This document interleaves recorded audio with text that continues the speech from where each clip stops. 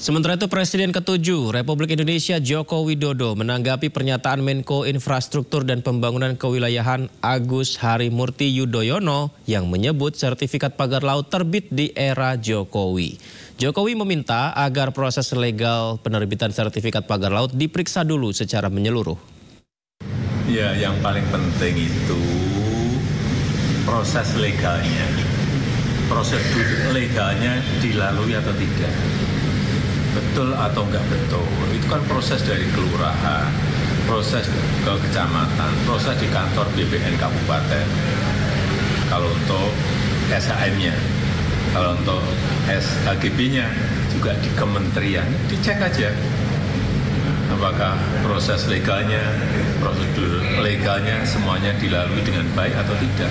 Dan itu juga tidak hanya di Tangerang, di Bekasi, juga ada di Jawa Timur. Dan di tempat lain, saya kira yang paling penting cek itu, investigasi itu. Ya. Pemirsa, Ditpolairut Polda Metro Jaya melakukan pencabutan pagar bambu laut di perairan Tangerang siang tadi. Pencabutan dilakukan menggunakan kapal karet. Dan seperti inilah aktivitas Ditpolairut Polda Metro Jaya yang turut serta melakukan upaya pencabutan pagar bambu misterius di perairan Tangerang siang tadi ini terjadinya, pemirsa.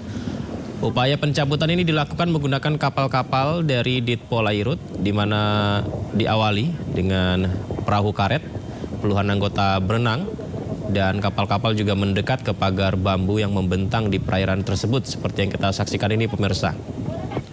Jadi mereka melakukan pengukuran, kemudian melakukan pencabutan pagar laut. Pencabutannya dengan cara menarik pagar menggunakan tali, pemirsa. Tidak hanya Ditpolairut Polda Metro Jaya, pembongkaran ini dilakukan bersama tim gabungan. Ada KKP, TNI AL, KPLP, Bakamla, Pemprov Banten, serta dibantu sejumlah nelayan.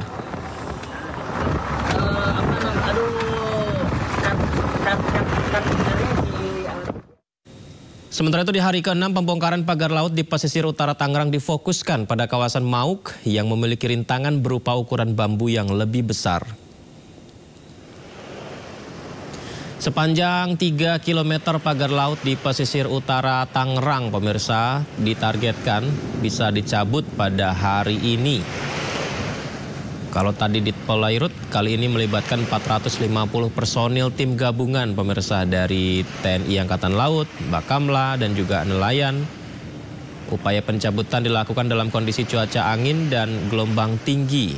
Dan ini jadi kendala untuk petugas gabungan yang terlibat dalam proses pembongkaran. Selain itu, beberapa titik di kawasan Mauk ditemukan juga bambu yang menancap lebih dalam dan rapat. Dengan demikian tersisa 15 km pagar laut yang rencananya akan rampung dicabut semua dalam 4 hari ke depan.